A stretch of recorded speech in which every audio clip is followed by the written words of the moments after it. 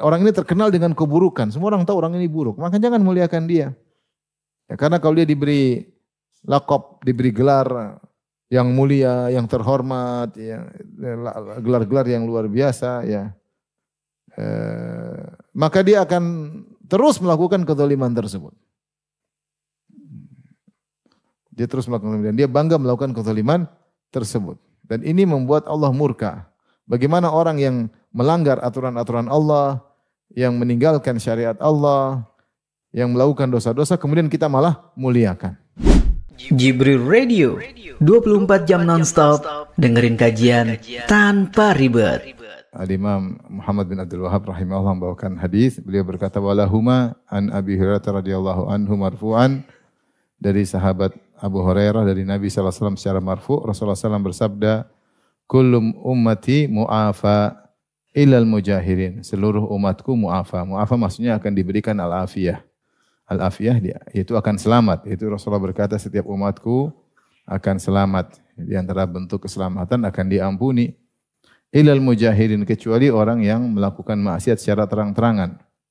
Wa inna minal mujaharah, dan di antara bentuk melakukan maksiat terang-terangan, an ya'mala rajulu amalan bil lail, yaitu seorang lelaki di malam hari melakukan maksiat.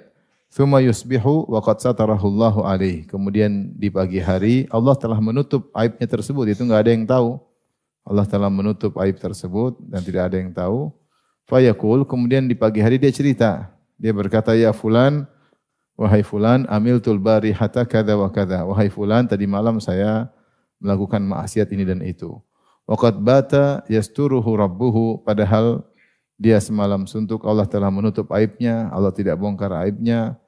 Wa asbaha yakshifu sitrallahi alaihi. Kemudian di pagi hari dia pun menyingkap tirai Allah yang Allah telah menutupnya dengan tirai tersebut. Kita tahu di antara dosa besar adalah al-mujaharah, yaitu melakukan maksiat dengan terang-terangan. Maksiat sendiri sudah merupakan suatu dosa. Ditambah lagi kalau dia melakukan maksiat dengan terang-terangan, dia tampakkan. Dan ini bukan dosa biasa, karena seakan-akan dia bangga dengan maksiat tersebut. Dampaknya banyak. Pertama, dia selain dosa, yang kedua seakan-akan dia bangga dengan dosa tersebut. Kemudian yang berikutnya seakan-akan dia meremehkan hukuman Allah dari Allah Subhanahu wa taala sehingga dia terang-terangan.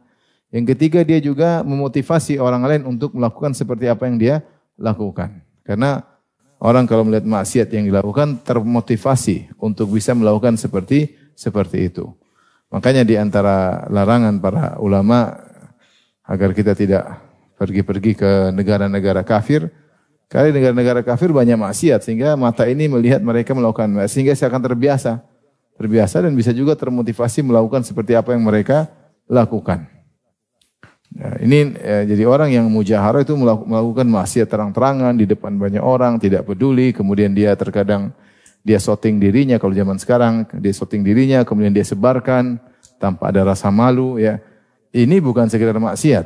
Ini namanya al-mujaharah. Terang-terangan dalam bermaksiat. Maka dosanya lebih parah lagi dan tidak selamat. Maka ini dosa besar karena Rasulullah ancam tidak selamat. Kata Rasulullah SAW, kullu ummati mu'afan. Setiap umatku akan selamat. Termasuk pelaku maksiat akan selamat. Allah mungkin ampuni. Ya. Tetapi yang jadi masalah, ilal mujahirin. Kalau orang yang terang-terangan melakukan maksiat di hadapan banyak orang, ini tidak selamat. Ya. Karena tadi hal-hal yang dia lakukan bukan sekedar maksiat. Tetapi dia seperti meremehkan maksiat tersebut. Kemudian dia berbangga dengan maksiat tersebut, bahkan dia bisa memotivasi orang lain untuk melakukan maksiat tersebut. Ya. Dan akhirnya maksiat tersebut menjadi hal yang biasa, apa istilah kita, normalisasi sekarang. Iya, jadi biasa. Itu istilah baru ya, normalisasi maksiat. Semua orang melakukan jadi biasa. Jadi biasa. Makanya kalau seorang sering misalnya nonton film-film luar, ya. Jadi nanti orang buka aurat biasa aja bagi dia. Karena dia sendiri sering melihat. Akhirnya terjadi maksiat tersebut jadi normalisasi dalam hatinya. Menganggap itu apa? Biasa. Sampai akhirnya nanti kalau anaknya tidak anaknya jalan sama orang, yang ngobrol sama orang, dia merasa biasa aja. Karena Dia sering nonton, hal itu biasa. Jadi orang melihat maksiat biasa tersebar, hal yang biasa. Kemudian juga orang akhirnya lakukan maksiat sudah biasa. Udah bikin saja. Biasa aja ya. Karena sebab apa? Sebab ada mujaharah. Tapi kalau tidak tampak seorang yang melakukan, dia malu karena belum normalisasi. Tidak bagus ya. Normalisasi, benar ya maksudnya ya? Dianggap sesuatu yang terbiasa ya. Kemudian Rasulullah menjelaskan, di antara bentuk mujaharah bukan sekedar seorang maksiat depan umum, artis di podium atau di panggung ya. Atau seorang menyoting dirinya kemudian buka auratnya dia sebarin. Bukan cuma itu, ternyata di antara mujaharah adalah seorang di malam hari bermaksiat, dia bersendirian, enggak ada yang tahu dia bermaksiat. Kemudian Allah sudah sayang kepadanya, Allah tutup aibnya, Allah tidak umbar aibnya. Kemudian besoknya Allah turunkan tirai untuk menutup aibnya, besoknya dia robek tirai tersebut. Dia cerita sama orang, semalam saya gini. Ini merupakan salah satu bentuk dari al-mujaharah. Oleh karenanya rahimahullah tahadduts bil maksiyah, menceritakan maksiat. Maka jika seorang melakukan maksiat, meskipun jangankan tadi malam, meskipun sudah lama, maka jangan dia cerita ya. Karena Allah sudah menutup aibnya ya. Kalau dia harus bertanya, maka dia gunakan misalnya kata ganti orang ketiga. Bagaimana hukum ada orang yang melakukan begini. Jadi dia bilang tadi malam saya begini, tidak usah. Jadi dia bilang bagaimana hukum orang yang begini. Ada saya ceritain sama kawan, seorang ustaz cerita, ada orang sampaikan ke ustaz, apa hukum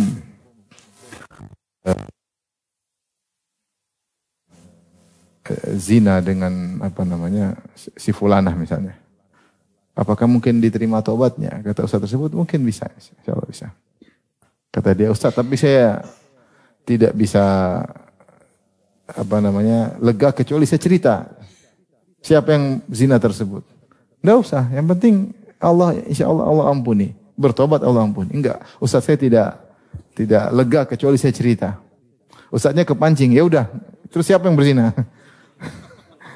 Kata dia, saya dengan si fulanah, dengan istri temannya atau siapa? Kurang ajar kata ustaz. Allah ampuni kalau saya tidak, katanya. Kalau kita bisa tidak sebutkan diri kita, itu lebih baik ya. Kita bagaimana hukum seorang begini, karena itu aib ya.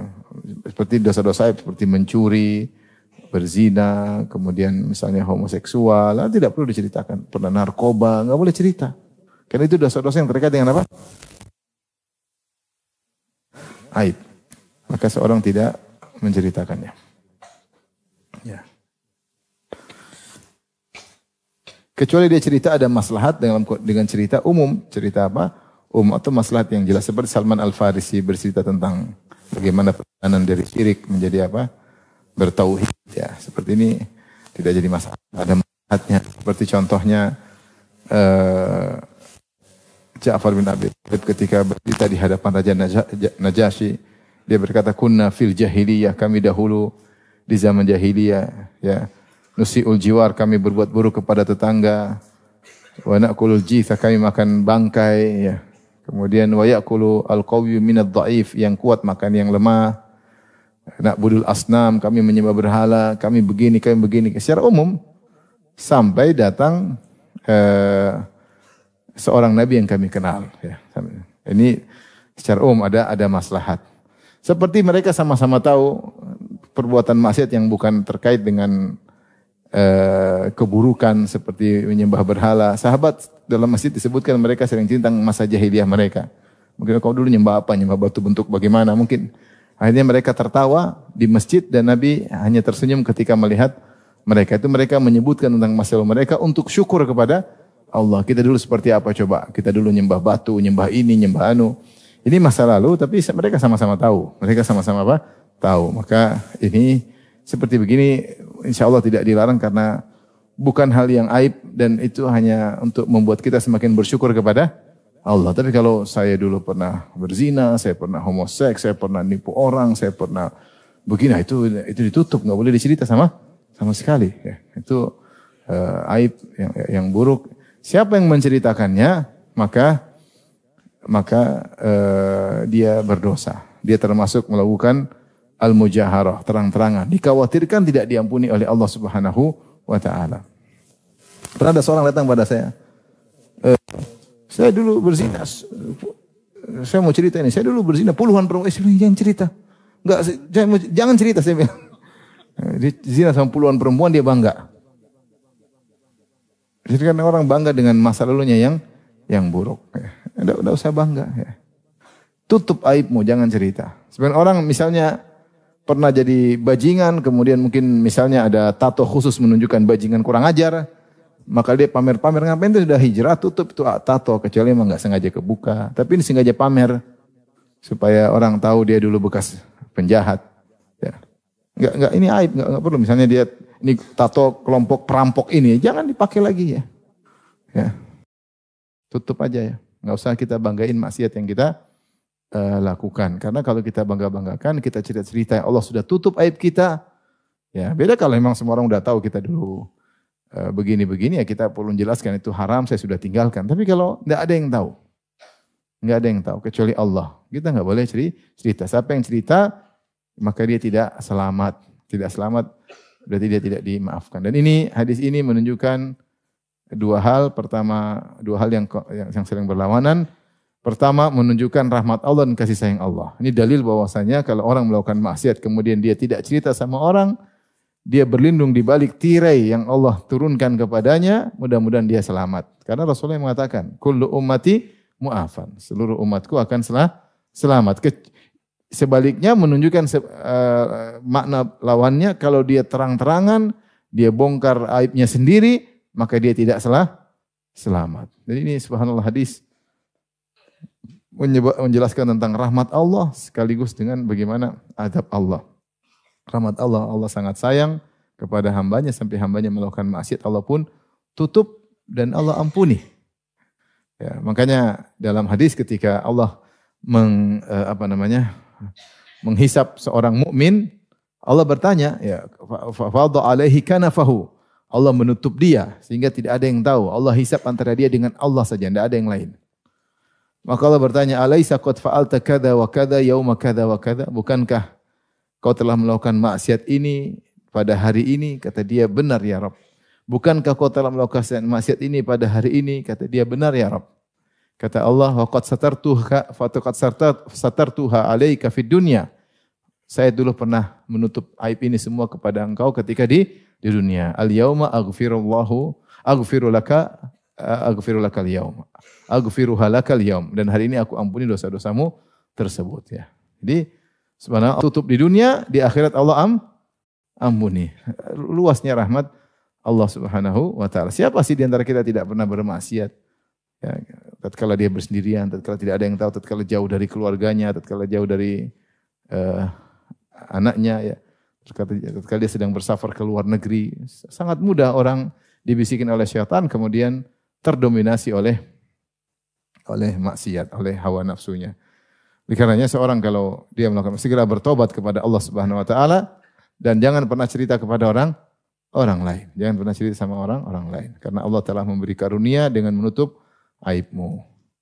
Makanya dikatakan tidaklah seorang dibongkar aibnya kecuali itu bukan pertama kali dia lakukan. Sudah berulang-ulang maka Allah bongkar apa?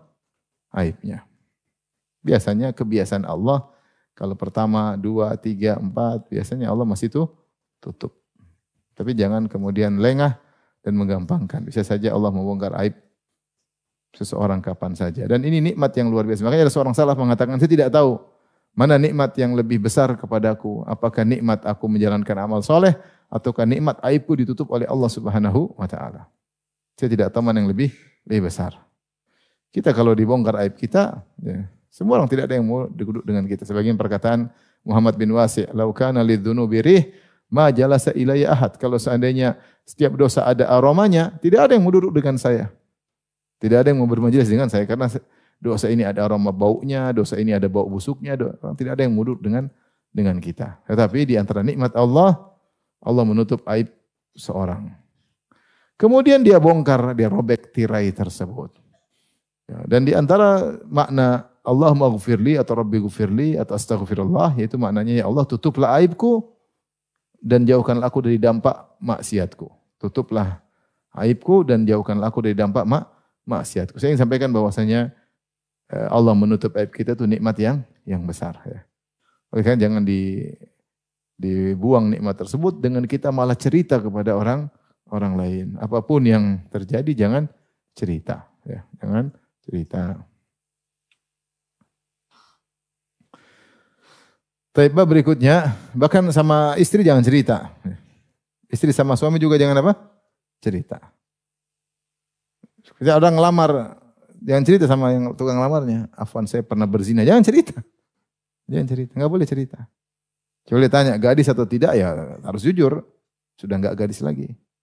Tapi kalau dia enggak tanya, enggak perlu cerita. Afwan, perlu akhi ketahui aja. Bahwasanya saya pernah berzina. Ngapain akhi ketahui? Enggak boleh cerita. Enggak boleh cerita, itu aib. Enggak boleh cerita. Ya, kecuali kalau dia tanya masih gadis atau tidak, itu lain cerita. Terpaksa sudah tidak gadis. Tolong tutup aib saya, jangan cerita sama orang. Tapi kalau dia enggak tanya, enggak perlu cerita. Babun ma jaa fi syatmi bizina. Bab tentang mencela orang lain dengan menuduhnya berzina. Ini termasuk dosa juga ya. Dosa besar. An Abi Hurairah radhiyallahu anhu marfu'an, dari Abu Hurairah secara marfu', itu dari Nabi sallallahu alaihi wasallam, Rasulullah SAW bersabda, "Man qadhafa mamlukahu bizina yuqamu alaihi al-haddu yaumal qiyamah illa an yakuna kama qala." Siapa yang menuduh budak yang dia miliki dengan zina, dia marah, dia bilang sama budak, dasar budak pezina, dasar budak wanita pezina, dia tuduh budaknya lelaki atau perempuan dengan zina, budak lelaki atau budak wanitanya, maka kalau tidak benar tuduhan tersebut, majikannya, pemilik budak tersebut yang menuduh akan ditegakkan hukum had pada hari kiamat kelak. Kecuali yang dia tuduhkan itu benar ya. Kita tahu di antara dosa besar adalah qadful mu'minatil muhsanatil ghafilat ya. Innal ladzina yalmunal muhsanatil ghafilatil mu'minati lu'inu fid dunya wal akhirah wa lahum adzabun azim. Sungguhnya orang-orang yang menuduh wanita yang baik-baik, wanita mukminat, maka dilaknat di dunia dan akhirat. Dan kalau dia menuduh zina, dia harus mendatangkan saksi. Kalau enggak, dia akan dicambuk. Dicambuk. Tapi lain halnya kalau majikan menuduh budaknya sendiri, karena budak milik dia. Zaman dulu ada budak ya, dan budak tersebut bisa dia jual belikan ya. Kemudian kalau dia nuduh budak miliknya sendiri, bosnya budak itu berzina, apakah dia harus datangkan saksi, 4 saksi, kalau tidak dia dihukum had? Tentunya ini tidak berlaku. Ini berlaku kalau antara merdeka dengan merdeka. Kalau majikan sama budaknya enggak berlaku. Oleh karenanya Nabi berkata, memang dia nuduh budaknya tanpa bukti, dia tidak akan ditegakkan hukum had di dunia karena itu budaknya sendiri. Tapi dia akan ditegakkan hukum had di mana? Di akhirat. Kenapa bisa demikian? Karena di akhirat semuanya sama, enggak ada budak, enggak ada merdeka. Tidak ada raja, tidak ada rakyat, semua sama di hadapan Allah Subhanahu wa taala. Semua atribut-atribut lepas ketika itu. Raja-raja yang hebat pun tidak berani menunjukkan atributnya. Makanya Allah berkata ketika hari kiamat, Allah Subhanahu wa taala berkata, "Anal Malik, anad Dayyan, aina mulukul ard?" Saya adalah raja dan saya adalah Maha pemberi balasan. Mana raja-raja dunia? Mana raja-raja dunia? Tidak ada yang berani menampakkan batang hidungnya, semua ketakutan, tunduk ketakutan. Kata Allah, limanil mulkul yaum lillahil wahidil qahar. Kerajaan pada hari ini milik siapa? Milik siapa kata Allah? Milik Allah yang Maha Esa dan Maha Kuasa. Maka budak dan majikan sama saja nanti akan disidang oleh Allah. Bos anak buah, majikan pembantu, semua sama. Semua sama. Akan dihadapkan wa kulluhum atihi yaumal qiyamati abda. Semuanya akan datang pada hari kiamat sebagai hamba. Jadi jangan terpedaya dengan atribut-atribut yang kita miliki mentang-mentang. Kemudian kita nuduh orang-orang rendahan ya. Karena kalau orang tinggi kedudukannya tinggi, dia mudah menjatuhkan orang yang menurut dia hina di hadapan dia. Ya, contoh seperti tadi, majikan nuduh budaknya, dasar budak berzina. Mentang-mentang itu budak milik dia. Kemudian dia tuduh seenaknya. Kata Nabi, kalau tidak ada bukti, tidak benar, maka ini majikan akan ditegakkan hukum had di akhirat kelak, hari kiamat kelak. Masih mending ditegakkan hukum had di dunia. Kalau di akhirat parah. Ya, di akhirat parah. Maka hati-hati, biasanya zalim itu, kezaliman terjadi dari orang yang atasan kepada orang yang dianggap sepele. Seorang majikan ngomong sama anak buahnya, sama pembantunya, ngomong yang seenak dia aja, karena mentang-mentang dia yang gaji, mentang-mentang pembantu tersebut butuh dengan dia ngomong seenaknya dengan supirnya, dengan kata-kata kasar, dia hina supirnya, dia hina pembantunya, dia hina anak buahnya, dia hina misalnya penjaganya, satpamnya. Itu mudah, kepancing dia untuk mudah menzalimi. Dia lupa bosnya, dia ini juga manusia. Pembantu dia juga manusia, supir dia juga manusia, satpam rumahnya juga apa? Manusia, pegawai dia juga manusia, sama-sama Bani Adam. Tapi karena strata yang tinggi, sementara mereka kerja sama dia lupa ya. Maka Rasulullah menyebutkan dalam hadis bagaimana pembantu-pembantu adalah ya, ikhwanukum, saudara-saudara kalian. Sampai Rasulullah menganjurkan hendaknya para budak, para pembantu makan dari makan yang kalian makan.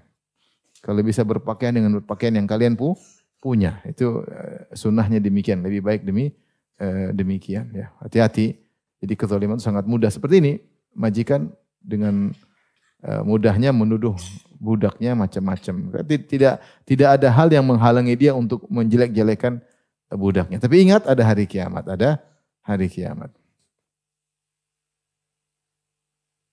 Makanya ketika Nabi melihat Abu Mas'ud memukul budaknya, kata Rasulullah, "Innallaha aqdaru 'alaika minka 'alaihi." Wahai Abu Mas'ud, Allah lebih mampu terhadap engkau daripada engkau terhadap budakmu. Kaget. Akhirnya Abu Mas'ud memerdekakan budak tersebut. Bab berikutnya, babun an-nahyu an tasmiyatil fasiqi sayyida. Bab larangan untuk memberi nama kepada orang fasik dengan sayyid. Sayyid maksudnya orang yang mulia, orang yang terhormat, sayyid. Ya. Sayyid fulan, kalau kita yang terhormat, yang mulia sama. Terhormat, yang mulia, yang itu namanya istilah sayyid. Ya. Ini orang fasik jangan panggil sayyid. Ya. Fasik dipanggil sayyid. Ini dia tidak sesuai dengan kedudukannya. Dia fasik. Ngapain kita muliakan dia? Dia fasik. Fasik maksudnya apa? Fasik maksudnya orang yang melakukan dosa besar. Ya. Melakukan dosa besar. Dan fasik ini bisa dua. Ada fasik dari kaum mukminin atau fasik dari orang munafik. Ya. Jadi kalau fasik orang munafik sampai pada tingkat kekufuran. Ya. Maka jangan muliakan. Dengan manggilnya sebagai sayyid. Dilarang oleh Nabi SAW. An Buraidah radhiyallahu anhu marfu'an, dari Buraidah radhiyallahu anhu secara marfu', qala, beliau berkata, qala Rasulullah SAW bersabda, la taqulu lil munafiqi sayyid. Jangan kalian berkata kepada orang munafik sayyid. Fa innahu iyyaku sayyidan faqad askhattum rabbakum. Sungguhnya kalau dia adalah sayyid, tentu kalian telah membuat Rabb kalian murka. Rawahu Abu Dawud bi sanadin sahih. Diriwayatkan Imam Abu Dawud dengan sanad yang sahih. Artinya kalau orang terkenal melakukan kezaliman, fasik, mujrim, menzalimi orang, suka dusta, jangan kita muliakan dia, enggak boleh. Ya. Orang ini terkenal dengan keburukan, semua orang tahu orang ini buruk, maka jangan muliakan dia. Ya, karena kalau dia diberi laqab, diberi gelar yang mulia, yang terhormat, gelar-gelar yang luar biasa, ya, maka dia akan terus melakukan kezaliman tersebut. Dia terus melakukan kezaliman, dia bangga melakukan kezaliman tersebut. Dan ini membuat Allah murka. Bagaimana orang yang melanggar aturan-aturan Allah, yang meninggalkan syariat Allah, yang melakukan dosa-dosa, kemudian kita malah muliakan. Maka ini bentuk secara tidak langsung penentangan terhadap Allah. Ini orang Allah hinakan, kau malah muliakan. Bukankah orang terkenal dengan keburukan dihinakan oleh Allah? Dihinakan, tapi kau malah memuliakan. Maka ini berbahaya. Maka Rasulullah mengatakan, jangan kau berkata kepada orang munafik, sayyid ya. Maka segala kata-kata yang kemudian membuat kita memuliakan orang-orang yang buruk di mata Allah, maka hati-hati ya.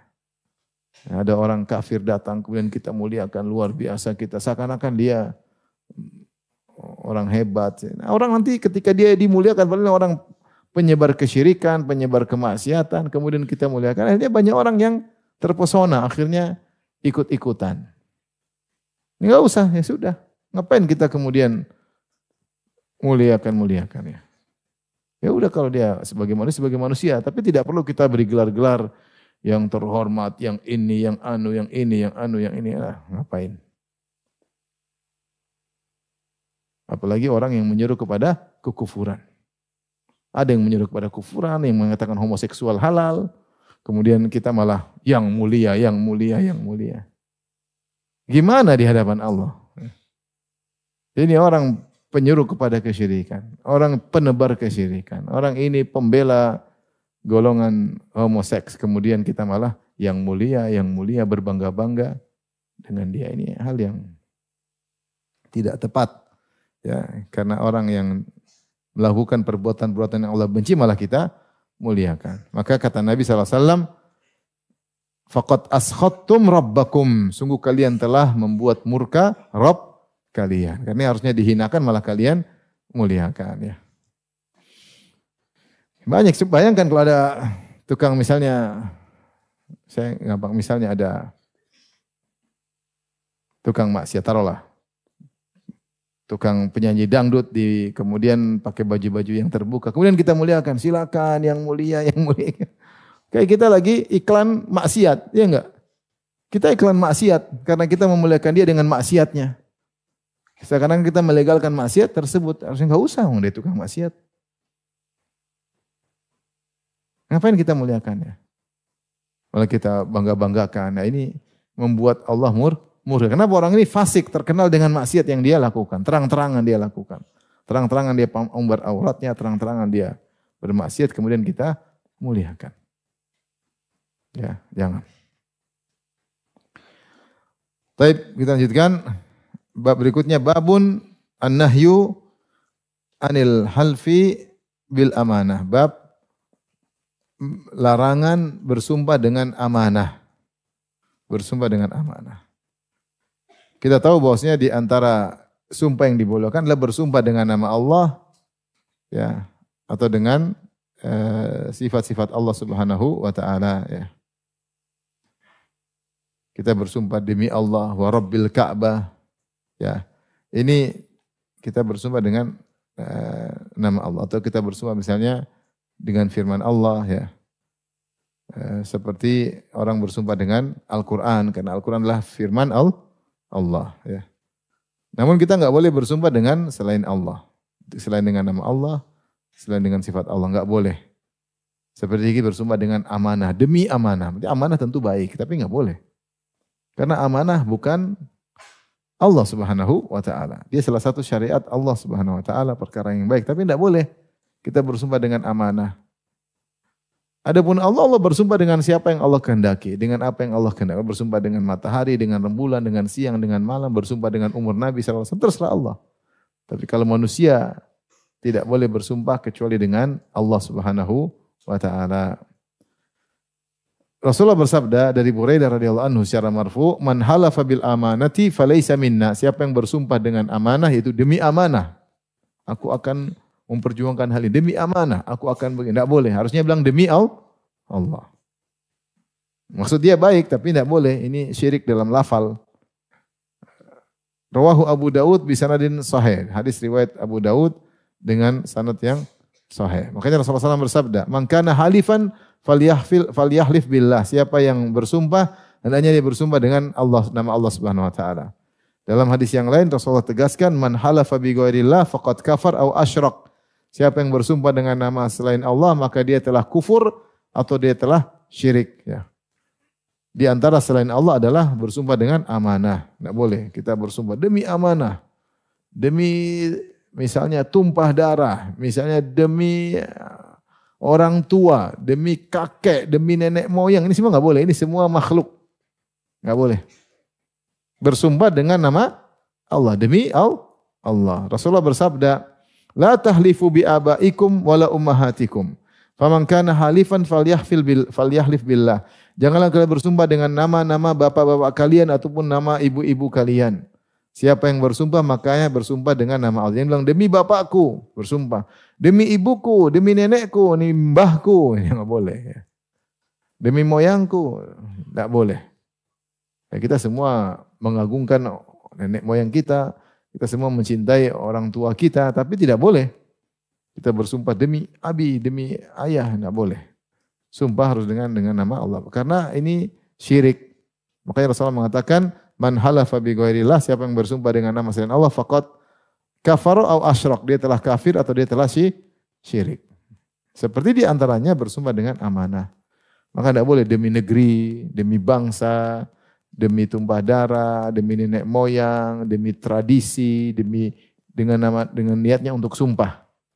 Ya, beda kalau demi maksudnya untuk, ya. Kalau untuk beda. Untuk orang tuaku aku akan begini, untuk membela negeri itu lain. Tapi kalau sumpah maksudnya maka tidak boleh kecuali dengan Allah Subhanahu wa taala.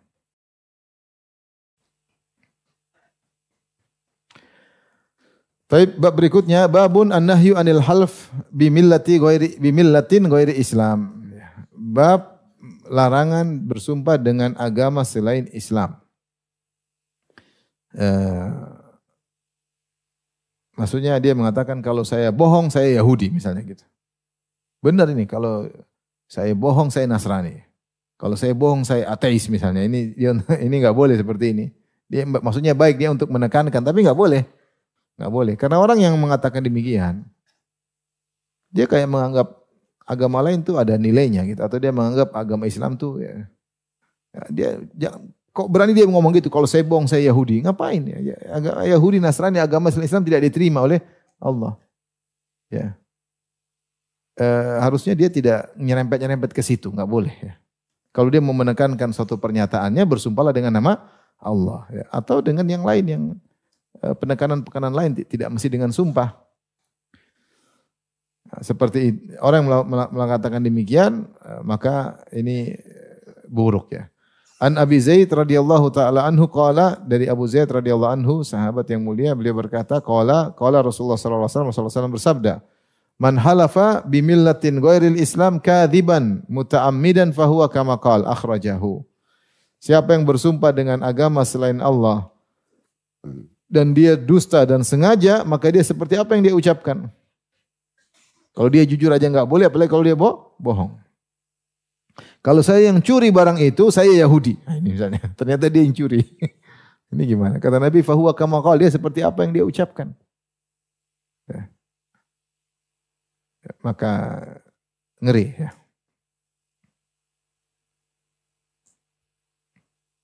Kalau saya begini, maka saya Yahudi atau saya Nasrani atau saya Majusi. Ya, tentu ini tidak boleh karena semua agama selain Islam adalah agama yang syirik, tidak diterima oleh Allah. Allah berfirman, "Wa may yabtaghi ghairal islami dinan fala yuqbala minhu wa fil akhirati minal khasirin." Siapa yang mencari agama selain Islam tidak akan diterima oleh Allah. Dan dia pada hari kiamat kelak termasuk orang-orang yang merugi ya. Innad dina 'indallahi al-Islam. Agama yang benar cuma agama Islam. Rasulullah SAW bersabda Sahih Muslim, beliau berkata, siapa yang mendengar tentangku Yahudi atau Nasrani summa lam yu'min billadzi ursiltu bihi illa kana min ahlin nar ya. Siapa yang mendengar tentang aku Yahudi atau Nasrani kemudian dia tidak beriman, summa mata wa lam yu'min billadzi ursiltu bihi illa min ahlin nar. Kemudian dia meninggal dalam kondisi tidak beriman terhadap apa yang aku bawa, maka dia termasuk penghuni neraka jahanam. Semua agama, kalau penganut agama manapun kalau sudah dengar tentang Nabi kemudian dia tidak beriman maka masuk neraka jahanam. Karena semua agama tidak benar. Yang agama tauhid satu-satunya cuma agama Islam.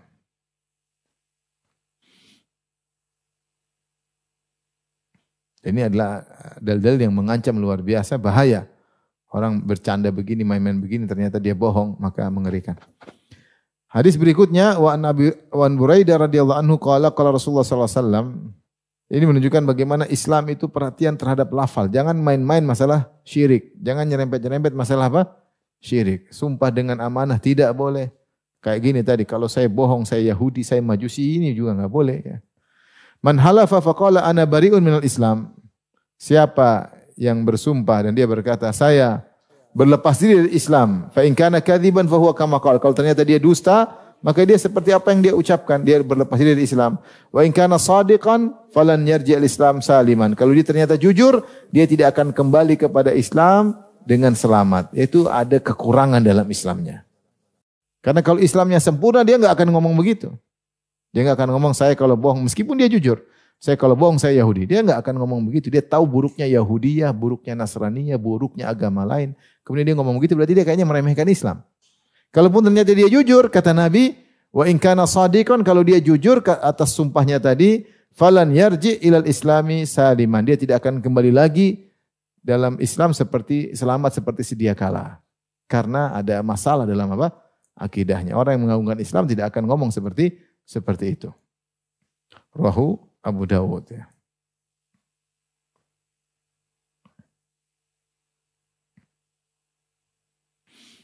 Baik, kita lanjutkan bab berikutnya.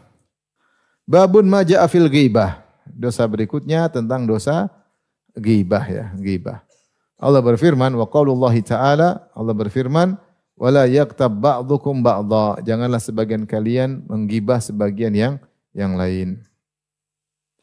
Ghibah adalah dosa besar menurut jumhur ulama. Benar ada yang mengatakan dosa kecil karena sulitnya untuk dihindari ya.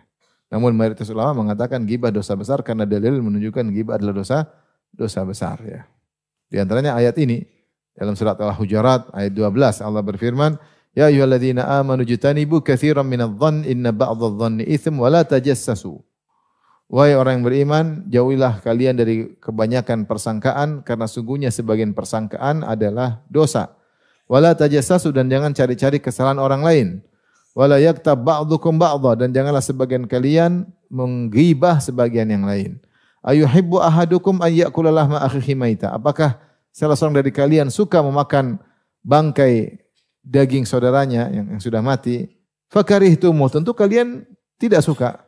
Wattaqullah, bertakwalah kepada Allah. Innallaha tawwabur rahim. Sungguhnya Allah Maha penerima taubat dan Maha penyayang. Ini dalil bahwasanya wajib bertobat dari perbuatan ghibah. Sampai Allah mengatakan wattaqullah, bertakwalah. Sungguhnya Allah Maha tawwab, menerima taubat.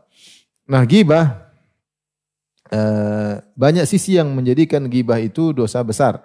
Di antaranya Allah menyamakan ghibah seperti makan bangkai saudara sendiri ya. Kita tahu makan bangkai manusia boleh atau tidak? Tidak boleh. Apalagi bangkai ya. Apalagi saudara sendiri ya. Manusia kafir aja kita enggak boleh makan, apalagi teman pengajian sendiri. Kita makan, apalagi bangkai ustadz yang kita makan. Ya. Jangan. Tentu enggak boleh. Oleh karenanya makan bangkai dosa, maka demikian juga dosa besar, merusak, merobek-robek mayat muslim, dosa besar, enggak boleh. Ya, sungguhnya melukai muslim mati sama dengan ketika melukainya ketika apa? Hidup. Terus kita makan daging tersebut. Maka ini tidak boleh. Ketika Allah menyamakan ghibah seperti makan bangkai saudara sendiri, maka ini menunjukkan ghibah dosa besar. Adapun disamakan dengan bangkai karena ghibah itu kita menceritakan keburukan orang lain dan dia tidak di hadapan kita. Kalau di hadapan kita namanya maki-maki, paham? Ya, maki-maki. Kalau maki kita belum tentu berani karena berhadapan. Tapi kalau ghibah orang berani karena orang yang digibahi tidak di depan dia. Kalau depan silakan, maki juga enggak boleh. Cuma dia ada konsekuensinya, mungkin dia marah, mungkin dia ngamuk, mungkin dia bantah. Beda kalau yang dia caci ini tidak di hadapan dia. Sehingga seperti orang mati yang tidak bisa bela diri. Dijatuhkan dia tidak bisa diri karena yang digibahi ini tidak di depan dia. Adapun kalau depan dia akan bisa bela diri, dia akan bisa balik membantah, bisa mungkin berkelahi. Maka disamakan seperti makan bangkai orang yang sudah mati. Makanya disebut ghibah. Ghibah, dzikruka akhaka bima yakra. Engkau menyebutkan keburukan saudaramu yang dia tidak suka. Jadi ghibah dosa besar. Yang kedua di antara dalil yang menunjukkan ghibah dosa besar, bahwasanya Rasulullah menyebutkan bahwasanya ketika Rasulullah berjalan dengan Jibril, Rasulullah melihat orang-orang yakhmishuna alaihim azfarun min nuhas yahmishuna biha ala wujihim wa ala sudurihim. Rasulullah melihat orang-orang yang memiliki kuku-kuku dari tembaga, kemudian dia cakar wajahnya dan cakar dada-dadanya. Rasulullah berkata, "Man haula ya Jibril?" Siapa itu Jibril? Mereka kok disiksa seperti itu, mencakar-cakar wajah, mencakar-cakar dada. Kata Jibril alaihissalam, "Haula alladziina ya'kuluna luhuna ikhwanihim." Mereka adalah orang-orang yang makan daging saudara-saudara mereka sendiri. Itu orang yang gibah, orang-orang yang gibah. Sehingga dia mengatakan bahwasanya gibah dosa besar. Bahkan sebagian salaf memandang jika seorang puasa kemudian dia gibah, maka puasanya bukan batal aja pahalanya, batal puasanya. Batal apa? Puasanya. Sebagian salaf berpendapat demikian. Namun yang benar bukan puasanya yang batal, cuma pahala puasa yang batal. Namun bagaimana pahala puasa bisa batal dengan gibah, menunjukkan gibah ini dosanya besar. Namun dia dosa yang sangat diremehkan. Ya. Sangat diremehkan. Seorang bisa saja kuat sholat malam, tidak mau berzina, dia bisa menundukkan pandangan, ya. Dia tidak mau makan yang haram, ya. Dia tidak mau menipu orang, dia tidak mau berdusta, dia bisa lakukan. Bahkan dia kuat bangun sholat malam, dia kuat puasa sunnah, dia dermawan, mudah untuk bersedekah, tapi dia tidak kuat untuk tidak gibah. Dia tidak kuat untuk tidak apa? Gibah. Dan gibah itu kita memberikan pahala kepada orang yang kita gibahi. Makanya sebenarnya mengatakan orang gibah itu seperti dia sudah punya istana yang besar, kemudian dia hancurkan istana tersebut dengan gibah-gibahnya. Karena setiap dia gibah, pahalanya diambil. Setiap gibah, pahalanya diambil. Dan ini tentu menyakitkan bagi seorang penggibah. Kenapa pada hari kiamat? Gibah itu kan biasanya dia gibah kepada orang yang dia tidak sukai. Ternyata hari kiamat kelak dia bertemu dengan orang yang dia tidak sukai tadi, ternyata orang yang tidak disukai tadi ngambil pahala dia. Kenapa? Karena telah dia gibahi ketika di dunia. Biasanya yang saya omongin benar kok. Lah itu yang benar itu namanya gibah. Kalau enggak benar namanya buhtan. Kata Rasulullah, "Atadruna mal ghibah?" Tahukah kalian apa itu ghibah? Sahabat berkata, Allah wa Rasulullah alam. Allah Rasulullah mengetahui. Kata Nabi, "Dzikruka akhaka bima yakrah." Engkau menyebutkan suatu yang buruk tentang saudaramu yang dia tidak suka diceritakan. Kata sahabat, "In kana fi akhi ma aqul." Kalau yang aku sampaikan tentang saudaraku ternyata benar adanya, kata Rasulullah, "Faqad iktabtahu." Itulah ghibah. Wa illa faqad bahattahu. Kalau ternyata yang kau sampaikan tidak benar, maka kau ghibah plus dusta. Jadi sebagian orang terkadang dia termotivasi untuk ghibah, dia berkata, "Ini benar kok, saya enggak bohong." Ya itulah ghibah. Kita punya aturan dalam bersosial dengan sesama kaum muslimin. Tidak boleh kita menggibahi, kecuali ada maslahat. Mau kita diskusikan orang ini apa yang kita lakukan sama dia, ataupun kita cerita ke sana ke sini tanpa ada tujuan, ya. Yang jelas hanya sekedar untuk memuaskan hawa nafsu, menceritakan kejelekan orang, jadi bumbu majelis. Ya kalau tanpa ghibah kayaknya kurang enak, kurang nyaman, maka ini dosa besar. Waspada. Adapun sebagian ulama mengatakan ghibah dosa kecil karena sulit dihindari, maka pendapat tersebut tidak kuat. Bukan berarti dosanya tersebar kemudian jadi dosa kecil. Banyak dosa tersebar, banyak. Tapi tidak bisa dijadikan dosa kecil. Riba tersebar enggak? Tersebar menjadi dosa kecil kan enggak? Zina tersebar juga tidak jadi dosa kecil. Buka aurat di sana sini tersebar juga tidak menjadikan dia statusnya menjadi dosa apa? Kecil. Baik, kemudian kita lanjutkan. Qala rahimahullahu taala, maka Imam Muhammad bin Wahab rahimahullah membawakan hadis yang panjang tentang bahayanya ghibah. Banyak hadis, salah satunya hadis yang pertama ini kita baca. An Abi Bakrah radhiyallahu anhu anna Rasulullah sallallahu alaihi wasallam qala fi khutbatihi yauman nahar. Dari Abu Bakar radhiyallahu anhu bahwasanya Rasulullah sallallahu alaihi wasallam berkata ketika khutbahnya di hari nahar, itu ketika haji. Yauman nahar tanggal berapa itu? 10 Dzulhijjah. Sebelumnya hari Arafah tanggal berapa? 9 Dzulhijjah. Setelahnya hari Arafah 11, 12, 13 di hari Arafah. Hari apa? Tasyrik, hari tasyrik. Ketika hari nahar Rasulullah berkhutbah dan disebutkan ketika Rasulullah berhaji Rasulullah berkhutbah dalam beberapa tempat. Di antaranya ketika hari Arafah Rasulullah berkhutbah. Ketika hari nahar juga Rasulullah berkhutbah. Ketika di tengah-tengah hari tasyrik Rasulullah SAW juga berkhutbah. Ya, Rasulullah sering kasih nasihat ketika haji. Di antaranya, dan ini Rasulullah berkhutbah di hadapan, ada yang mengatakan 120.000 orang. 120.000 orang. Karena yang berhaji bersama Nabi, ada khilaf. Ada yang mengatakan 80.000, ada yang mengatakan 100.000, ada yang mengatakan 120.000. Dan itu jumlah yang banyak di zaman itu. Zaman itu di mana manusia cuma masih sedikit. Maka Rasulullah berkata, ayu syahrin hadha. Tahu kalian ini bulan apa? Fasakatna hatta dhananna annahu sayusammihi bi ghairi ismihi. Kami bingung, Rasulullah tanya, bulan apa ya? Kita sama-sama tahu ini bulan Dzulhijjah. Para sahabat bingung, para sahabat diam. Masa Rasulullah enggak tahu? Mau jawab bagaimana? Kami diam. Kami khawatir Rasulullah merubah namanya. Jangan-jangan namanya beda. Ayu syahrin hadha. Tahu enggak bulan apa ini? Diam aja, padahal semua tahu. Rasulullah berkata, alaisa Dzulhijjah? Bukankah ini bulan Dzulhijjah? Qulna bala, tentu ya Rasulullah. Ya sama-sama tahu. Rasulullah bertanya lagi, fa ayu baladin hadha? Ini negeri apa ini? Semua orang tahu tanah haram, kota Mekah. Fasakatna, kami pun diam, enggak berani jawab. Hatta dhananna annahu sayusammihi bi ghairi ismihi. Sampai kami menyangka Rasulullah akan merubah namanya dengan nama yang lain. Faqala, Rasulullah jawab sendiri, alaisa baladallahil haram? Bukankah ini adalah tanah haram Mekah? Qulna bala, kata kami tentu ya Rasulullah. Qala fa ayu yaumin hadha? Ini sekarang hari apa ini? Semua tahu hari nahar. Tapi enggak ada yang berani jawab. Fasakatna, kami pun diam. Hatta dhananna annahu sayusammihi bighairi ismihi. Sampai kami menyangka Rasulullah akan memberi nama dengan nama yang lain. Faqala alaysa yauman nahri? Bukankah ini adalah hari nahar? Faqulna bala, kami berkata tentu ya Rasulullah. Rasulullah ingin menekankan bahwa sini semua kita sekarang sedang berada di bulan haram, di tanah haram, di hari yang sangat mulia, hari terbaik, afdalu ayami sanah, hari terbaik sepanjang tahun, hari apa? Nahar. Kalau malam terbaik, malam Lailatul Qadar. Tapi kalau hari terbaik, hari nahar.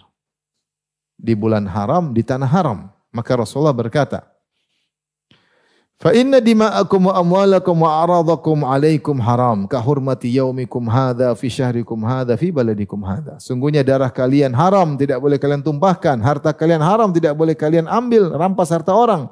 Wa aradakum alaikum haram, dan harga diri kalian juga haram, tidak boleh dijatuhkan. Sebagaimana kehormatan hari ini, sebagaimana haramnya hari ini, sebagaimana haramnya bulan ini, bulan haram, bulan Dzulhijjah, dan sebagaimana haramnya tanah Mekah. Ya, sebagaimana haramnya tanah Mekah. Ini menjadi perhatian di sini. Rasulullah mengatakan, ingat yang diharamkan untuk dilanggar bukan cuma darah, bukan cuma harta, harga diri pun tidak boleh dilanggar. Kebanyakan orang kalau suruh numpahkan darah tidak berani, atau nyuri harta orang tidak berani, tapi kalau melanggar harga diri orang berani. Menggibah, menjatuhkan, meremehkan, merendahkan. Kemudian kata Rasulullah SAW, wasatalqauna rabbakum fayas'alukum an a'malikum. Kalian akan bertemu dengan Rabb kalian dan dia akan bertanya tentang amalan kalian. Ini perhatian bagi kita semua. Kita akan bertemu dengan Allah dengan amal yang kita lakukan. Maka seorang jika ingin beramal, dia pikir dulu, ridhokah dia bertemu Allah dengan bawa amal ini? Kalau dia ridho, lakukan. Kalau enggak, berhenti. Alaf tarji'u ba'di kuffaran yadri'u ba'dukum riqaba ba'd. Janganlah setelah sepeninggalku kalian balik menjadi kafir, saling membunuh di antara kalian. Ala falyuballighish syahidu minkumul ghaib. Hendaknya yang hadir menyampaikan kepada yang tidak hadir. Ya, ini dalil bahwasanya ilmu disebarkan. Seorang untuk ilmu untuk perbaiki dirinya sendiri dan untuk menyampaikan kepada orang lain, ya. Fala alla ba'dha man yuballighuhu an yakuna au mimman sami'ahu. Bisa jadi orang yang disampaikan lebih ngerti daripada yang mendengar langsung. Ini mungkin terjadi. Maka sampaikan, siapa tahu yang disampaikan lebih paham. Tsumma qala ala hal ballagt? Tidakkah aku telah menyampaikan wahai kalian? Qulna na'am, ya engkau telah menyampaikan. Qala Allahumma syhad, ya Allah saksikanlah. Qala hatsalatan, Rasulullah begini, Allahumma syhad. Allahumma syhad. Allahumma, ya Allah persaksikan karena mereka telah mengaku aku telah menyampaikan seluruh amanah. Maka kata Nabi, ya Allah saksikanlah persaksian mereka. Ini dia sepanjang, tapi intinya saya ingin sampaikan bahwasanya Nabi menyampaikan yang tidak boleh dilanggar bukan cuma darah, bukan cuma harta, tapi juga apa? Harga diri. Dan di antara bentuk pelanggaran terhadap harga diri orang lain adalah dengan menggibahnya, meremehkannya, menjatuhkannya sementara dia tidak hadir. Demikian saja kajian kita. Insyaallah kita lanjutkan pada kesempatan ini masih tentang bab ghibah. Insyaallah pekan depan ada pengajian. Tapi demikian saja kajian kita. Wabillahi taufiq. Assalamualaikum warahmatullahi wabarakatuh. Jibril Radio 24 jam nonstop dengerin kajian tanpa ribet.